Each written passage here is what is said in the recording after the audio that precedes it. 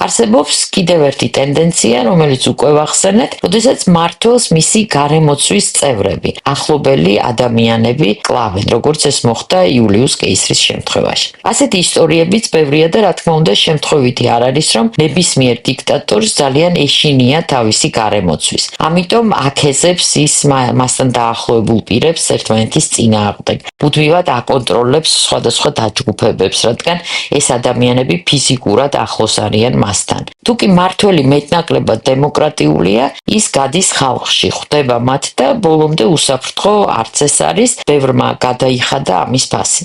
მაგრამ ტირანი, როგორც წესი, არის სადღაც, თავს აფარებს გაუგებარ ადგილს, იზოლაციაშია, ბუნკერშია, ყველასგან დამალულია. ცხადი არავინ ამბობს, რომ ეშინია, ის უბრალოდ ყველაფერზე მაღლა დგას, დაკავებულია.